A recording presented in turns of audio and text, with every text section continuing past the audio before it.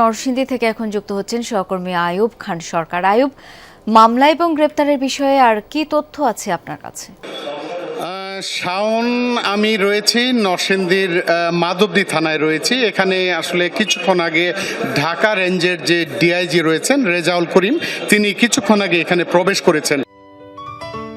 Ceylon টি রপ্তানিতে শীর্ষে।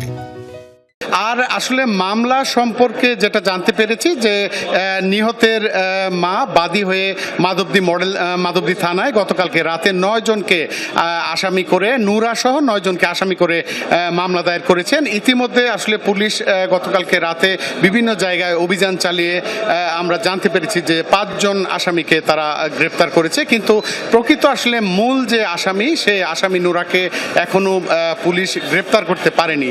আর আসলে এই যে মাধবদীর কোতোয়ালির চরে যে ভয়াবহ যে নৃশংস যে ঘটনাটি আসলে ঘটেছে, এই তরুণীর বিভৎস যে মরদেহটি যে পাওয়া গেছে এবং এর সাথে যারা আসলে সংশ্লিষ্ট তাদেরকে আইনের আওতায় আনার জন্য এলাকাবাসী জোর দাবি জানিয়েছেন। পাশাপাশি হচ্ছে যে সমাজের বিশিষ্ট জনরা কিন্তু মনে করছেন যে এসব আসলে এই সমাজের যেসব ন্যাক্কারজনক এসব নৃশংস ঘটনার পিছনে কিন্তু মাদক এবং রাজনৈতিক ক্ষমতার উৎসকেও দায়ী করছেন বিশিষ্ট জনরা। এবং এই আরও জানিয়েছেন যে আসলে দেশে যে আইনশৃঙ্খলা বাহিনী এবং মাদক দ্রব্য নিয়ন্ত্রণ যে অধিদপ্তরগুলো রয়েছে তাদের কার্যক্রমও কিন্তু বিশিষ্ট জনরা বলছেন যে সামাজিকভাবে আসলে দেখতে পাচ্ছেন না। দিন দিন তারা দেখছেন যে কিশোর গ্যাং তৈরি হচ্ছে, বেপরোয়া হচ্ছে কিশোররা। তো যার কারণে আসলে সমাজে এসবের অপরাধ বাড়ছে। শাওন।